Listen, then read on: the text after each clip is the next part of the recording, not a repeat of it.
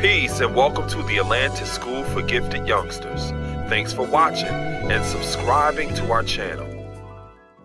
I'm thankful to have the type of parents that taught me about my ancestry, and there's power actually in our stories. I think a lot of times when people grow up, if you ask them to give an accurate assessment of even what their own parents have gone through, they may not be able to even accurately tell you what their parents went through in terms of what their journeys are. So what happens is you're left to your own devices in a sense where if you're 20 years old, you're 21 years old, you're 25 years old, you're operating off of 25 books in your reference library of life. So you have some answers in those books, but wouldn't it be intelligent and smart to talk to somebody in your family that has 50 books? 60 books? You would be blessed if you have someone in your family right now that has 85 books in their reference library of life. Because you're really learning more about yourself because you're a composite of all those who came before you. At the same time, if you consult with some of your elders, they may be able to give you insight on how to navigate a landscape that is very similar to what they may have seen 2 or 3 or 4 generations ago. Does that make sense to everybody? Absolutely. Okay. All of you are here at this school, and this is not about you just getting a good job when you leave here. Right? This is about you being accomplices in your quest for helping provide some type of stability when it comes to social justice in this country. And in that process, you're finding your purpose. Let me give you a little insight on how I met Emmanuel. This is the first time I'm telling you about this, right? A few weeks ago, I got up in the morning, it was about 5:30 in the morning. So I do various different things. I teach elementary school. So I work in a school where I offer support for students who have learning disabilities. So I bounce back and forth to like 3 different classes every day. I'm with 2nd graders, I'm with 4th graders, I'm with 6th graders. So my passion is working with youth. My name is Frederick Douglass, who said, and I'm paraphrasing this, it's easier to teach children than to strive to repair broken men. So a lot of my perspective in terms of addressing the things that we see in this country, in terms of bringing more beauty and repairing what's broken, is striving to prepare those ambassadors of our future and setting them on a proper trajectory so that they can be these people who can assess and fix a lot of the things that we see. So that's one thing I do every day, elementary school. Then I have an after-school program where I work with 9 to 12-year-olds. Then during the week I have a program that I work with boys in the middle school, and I talk to them about masculinity, having healthy relationships with one another as well as healthy relationships with their counterparts. And I teach them about this changing landscape that we see in this country and help them prepare them with the proper knowledge and wisdom so that they can properly understand how to navigate. So those are 3 things that I do in addition to me working at the Underground Railroad Heritage Center, giving tours and talking about the importance that Black history isn't just something for the month of February, but it's actually American history, and it's something that you should be learning each and every day. So, a few weeks ago, 5:30 in the morning, I get up, and a lot of times I'm inspired to do things, and I get up and I start working directly on it. So about 5:30 in the morning, I had this urgency to work on my Speaker One sheet. And basically what that is like a 1-page presentation paper that gives some of your credentials and your speaking topics.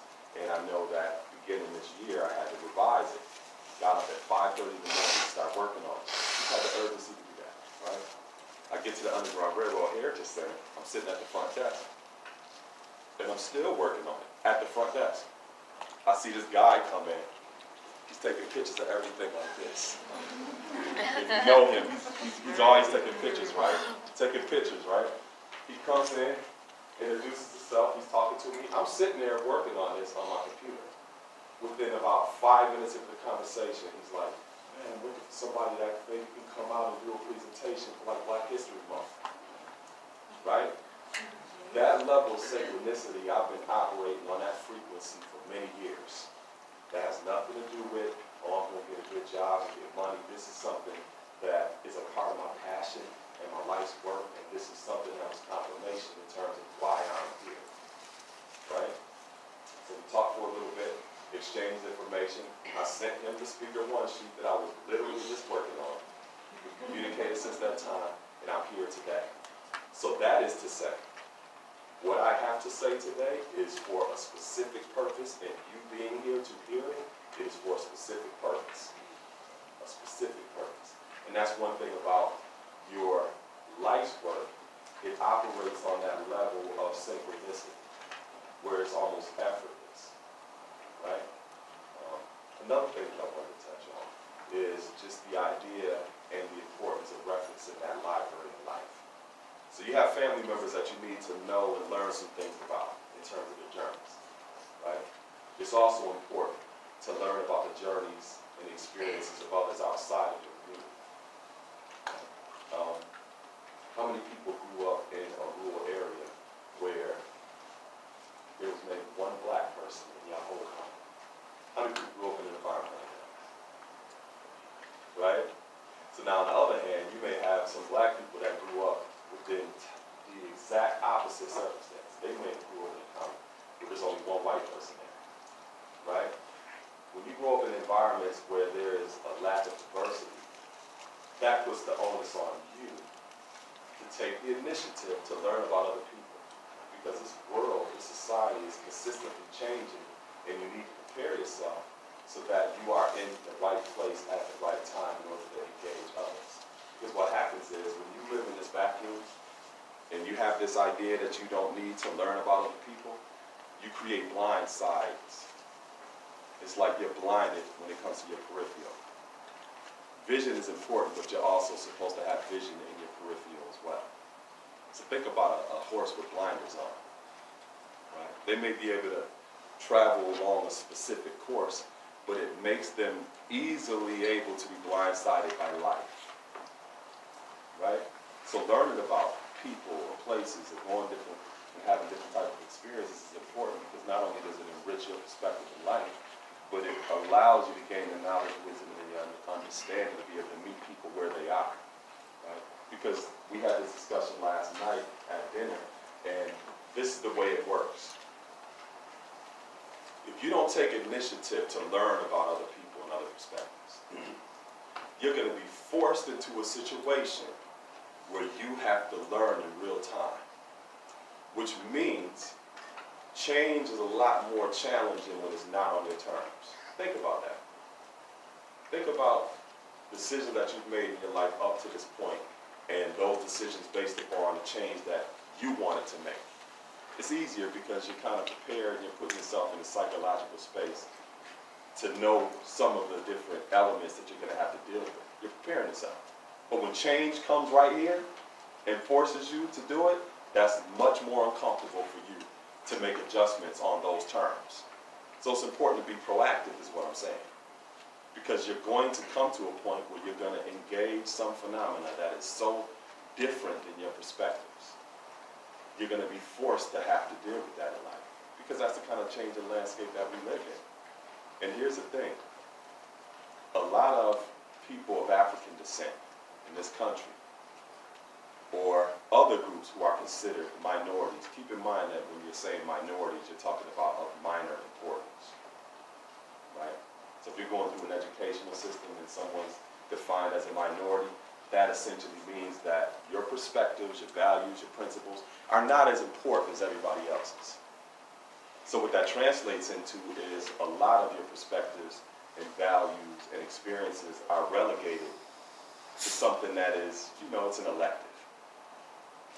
It's not that important, right? But you're going to come in contact with people who represent this community all the time.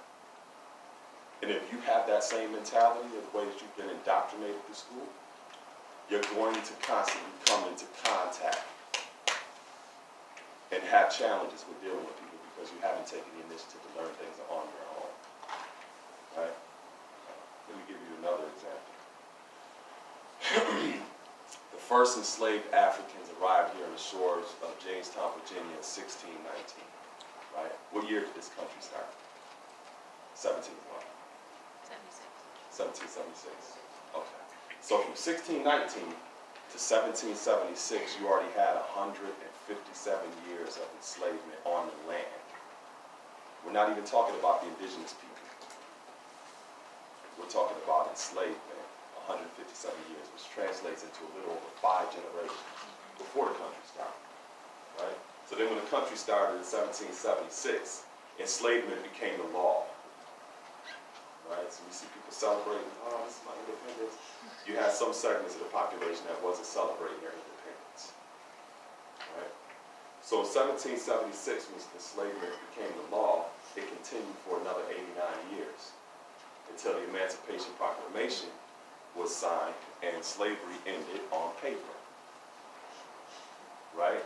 Because you can't legislate people's attitudes, right? Especially when you have generational attitudes that are being passed on. When that happened, then you had this beautiful thing in this country called segregation, right? And that lasted for another 99 years until 1964. Now think about this. How many people, by show of hands, have somebody in your family that was born before 1964?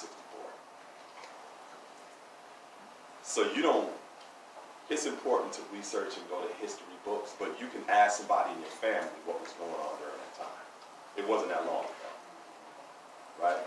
So this country's going to celebrate its independence July 4th, 2020, which means right now this country has only been here for 243 years, which is young. Young. There's trees older than that in California, right?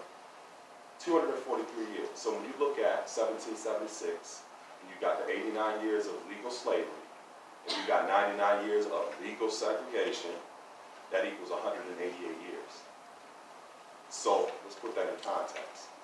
For 243 years that this country has existed, 77.5% of the time, or 188 of those years, you had a segment of the population that were legally denied the right to participate in American society.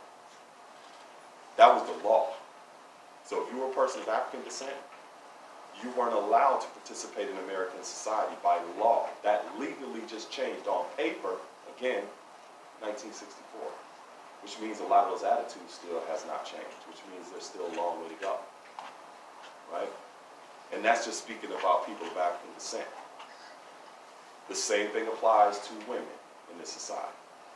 And when you're looking through these history books in school, that's exactly what it is, history, his story. It's not her story, right? So if you're a woman, you have to do your due diligence and take initiative to learn about the contributions of women in this society, because you're not really going to get it from white men. Right? Does that make sense to you? Yeah. Okay. Some of the things that I'm pointing out is a part of your responsibility. Again, I have to emphasize this. This is not about you being in school so you can get out and get a good job. What role are you playing in this society in terms of being an accomplice for social justice and change? Because if that's not your intention, then you're just no different than those who have come before you. So in the process of learning about your ancestry and the things that some people came before you have done, you may find some things in your ancestry that you may not be proud of, right? I found some things in my ancestry that I'm not proud of, but you still have to make a decision. What are you going to do with that reference book in life? How are you going to turn that story around and be an accomplice for change? Keep using that word accomplice. Because some years ago, people were using more of the idea of being an upstander, right? We're in the era of accomplices. No more just upstanders or standing up for something. You have to actually be involved in change, right? Those more of what type of person do you need to be? Because the type of values and principles that you have, you're going to take into any domain. But the important thing is, how are you going to be an agent of change? You know, are you going to be a person that's going to bring more beauty to this world and help repair what's broken? Or are you just going to be a person that's going to uphold the status quo? Right? One of the other things that I do is I'm a human rights commissioner for my city of Niagara Falls. So a lot of the things that I do are evidence of what my ancestors have done. And that's also one of the important reasons why you need to learn about those who came before you, because you may find out 3 generations ago, you may have had someone in your family that is doing what you have the desire to do right now. And that gives you a little bit more insight into what your own capabilities are. Josiah Henson, when he was along his journey laboring from Kentucky up to Western New York, he left in September of 1830, he made it over to the Canadian side in October of 1830. So a lot of these journeys along the Underground Railroad were on foot. You know, nobody jumped in a Tesla and drove to a new location, right? So along that journey, at one point his children were thirsty and he had no container to put water in, and he had to use his own food to feed his children.